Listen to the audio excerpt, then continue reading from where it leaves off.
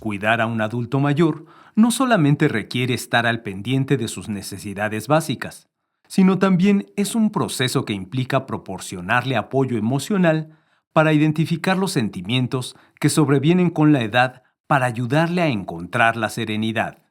Granny's Club es un lugar en donde invitamos a las personas de la tercera edad, considerándola a partir de los 60 años, a pasar un momento agradable, reunidos, formando una nueva familia. Las actividades que nosotros hacemos, como les repito primero, es darles este tipo de apoyo emocional y de sentido de pertenencia. Manejamos la parte de su coordinación motriz fina, su coordinación motriz gruesa, el lenguaje, y les damos un sistema que manejamos de Activa tu Mente. Es un sistema que nosotros compramos en España, que está hecho específicamente para los adultos mayores, en donde sabemos que tenemos que empezar a manejar nuestras neuronas para que no pierdan su plasticidad y sobre todo que ellos tengan más seguridad en sí mismos al sentir que siguen en un momento dado desarrollando esta actividad. Tengo una historia muy simpática que habla de su generosidad, como dicen sus compañeros. Efectivamente, no es solo una gran actriz, es un ser humano fuera de serie. Yo fui la mamá de todas las aventureras más de 15 años. Solamente falté un día porque me operaron un ojo. ¿Y quién me suplió? Patricia Reyes Espíndola, pero yo soy muy especial, entonces como era el ojo, yo no quería que no me diera ni el aire, no entrar, y entonces Patricia me dijo, tú te pones en la ventana, yo acá por teléfono, entonces ella en la calle ensayaba el papel y yo le decía, y aquí paras, ¿por qué entra la música? Y aquí dices, por favor, perdóname, y entonces, bueno, eso, y siempre nos reíamos, y cuando llegó, bueno, fue un día que me suplió en Aventurera, y lo tuvo que ensayar en la calle. Eso siempre se nos ha quedado como una anécdota de actrices de tanto cariño y respeto y admiración. Estamos aquí de vuelta con la maestra Patricia Reyes Espíndola y no quiero perder un minuto de charla, así que este momento en donde además lo cuentas como si te hubieran sacado del foro, pero estuvieras viviendo una escena de una novela, en donde en tus propias palabras fue Rogelio Guerra quien te dice, señora, tiene cáncer. Bueno, eso hubiera yo querido que fuera porque justamente acababa yo de hacer una novela, Rafaela, donde mi hija era doctora, y su padre era nada menos que don Rogelio Guerra y era el médico, y bueno, él era un rico joven y yo trabajaba en su casa y me había embarazado y yo me había ido, me había llevado a mi hija, y muchos años después mi hija se hace doctor y llega y se encuentra con su padre. Y entonces resulta que ese personaje le dio cáncer. Y entonces pues me lo dice Rogelio Guerra. Y cuando a mí me da en la vida real, decía yo, y aquí no está Rogelio para decirme, no hay nadie que grite corte. Se repite, toma dos, ¿no? Y oír la palabra que te digan, señora, tiene cáncer, sí es un golpe, ¿no? Y entonces ahí me di cuenta lo mal que lo había actuado siempre, fíjate. De veras. De haber sabido, ¿no? Uno no tiene que vivir todas las experiencias para poderlas actuar. Yo dije, qué mal lo he hecho. Porque claro, te dicen, señora tiene cáncer. Y ay, el drama. Y yo me dijeron, señora tiene cáncer. Y así. ¿Qué hay que hacer?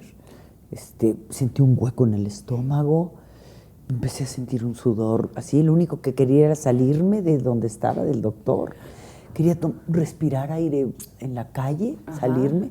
Era una mañana de noviembre friona y me había citado el doctor a las 8 de la mañana en el hospital y cuando me dice, señora, tiene cáncer, yo me salgo con mi familia porque ya sabíamos que eso me iba a citar. Y dije, pero qué malo actué. No, ni lloré ni nada, nomás tomaba aire. Ya bueno. Ok, entonces ahora pasos a seguir. ¿Qué se hace? Pero también tu mamá tuvo cáncer. También mi mamá tuvo cáncer. Ahí empecé yo con mis tonterías. A ver, ¿por qué no revisa uno primero su árbol genealógico? Les digo, ¿no? Tu ADN. Yo en realidad me había hecho en toda mi vida 3 mastografías. Pero cuando a tu mamá le da cáncer, ¿tú te acuerdas? Claro, o sea, mi mamá le dio hace 18 años. ¿Y cómo viviste entonces el cáncer de tu mamá? Pues hombre, mi mamá también Mi mamá tuvo un cáncer mucho más agresivo que el mío. Mi mamá le tuvieron que hacer una colostomía. Digo, el mío era cáncer de seno, que la verdad al final salí ganando. Tenía 2 de 60 y me quedaron 2 de a 30. Porque una me la puse. Y además a fuerza. Pues sí, porque entre una que me la pusieron y luego la otra dije, pues súbele tantito, no voy a traer una de 30 y una de 60. Entonces, al final de cuentas, pues, no por nada, pero me quedaron 2 de a 30 con mis 60. Entonces, y ya bien. Ya bien acomodaditas, ¿no? Yo hablé con mi mamá 5 meses después o 6 meses después. Cuando ya estabas. Hombre, ya hasta me la habían puesto. Ya nomás me faltaba la cereza del pastel. O sea, los retoques. Yo le digo aureola, pero no se llama aureola. La aurola, no sé ni por decirle siempre aureola, no sé cómo se llama, pero digamos, y el pezón, la cereza del pastel. Me faltaba solo eso. Ya estaba todo lo demás. Sí, yo decía, ahora sí, mira, traigo una como de Venus y otra como de Marte, ¿no? Porque la otra estaba ahí muy en su lugar, pero sin nada se ve rarísimo, ¿no? Ajá. Decía yo, pero pues ¿para qué me la voy a maquillar? Me la voy a hacer bien. Como tiene que ser, Como exacto. tiene que ser. Ajá. Entonces al final me la tatué en 3D y me quedó re bien. Sí me hicieron me quitaron un poquito de cartílago de aquí, me lo pusieron aquí, por eso les digo que ahora contesto el teléfono aquí. Y les digo, aquí los secretos, ¿eh? Sí, venme a contar acá tus penas. Acá las penas. Pero lo que me refiero con lo de tu mami es que la viste en algún momento quererse rendir, o porque eso también tiene mucho que ver. Yo creo que como fíjate, uno afronta las cosas. Mi mamá un día nos dijo, estoy enojada con Dios. ¿Por qué, ma? Dice, porque yo ya estaba preparada para morirme y ahora me dejó y ahora yo estoy enojada con Dios. Ahora tengo que hablar con alguien. Ajá. Porque yo ya estaba lista, hasta le hacíamos burla, porque decía, yo ya estaba lista para irme directo al cielo, le decía, sin escalas. Sí, no. Digo, no pienses pasar hacia el purgatorio. O sea, ni lloren porque no me van a dejar irme tranquila. Ajá. Entonces, cuando salió de todo y se vio con la colostomía, mi mamá, una mujer muy guapa, la verdad, y siempre muy... Sí, me decía, es que estoy enojada con Dios, porque yo estaba lista para irme, preparada, y ahora resulta que me dejó. Bueno, la ha dejado 17 años, ¿no? Entonces, bueno, ya. Y bien. Bien. Y a partir de eso tomando clases. Sí, claro. Mucho mejor. ¿Tú te sientes también mucho mejor? Yo sí, la verdad. Aprendí a valorar muchas cosas que a lo mejor no valoraba. Ajá. Y que cuando te dicen tiene cáncer y sientes que... Que quién sabe. Que quién sabe, valoras otras cosas, ¿no? El título del libro me encanta. ¿Me los quieres decir? La vuelta da muchas vidas. Eso me encanta. Porque fue una vuelta de mi vida que me dio otras vidas, ¿no? Sí. Por ejemplo, ahora hablo del cáncer, doy pláticas sobre el cáncer, con mucho sentido del humor. Por ejemplo, en México las mujeres no se quieren, muy pocas mujeres se reconstruyen. En el libro, las tres testimonios que tengo son de 3 amigas que ninguna se reconstruyó. Y tienen posibilidades de reconstruirse. Entiendo, una es más grande, maestra, dijo, yo ya a mi edad no quiero nada, pero las otras 2 no, y una más joven que yo y con posibilidades económicas para hacerse, dijo, no me quiero reconstruir.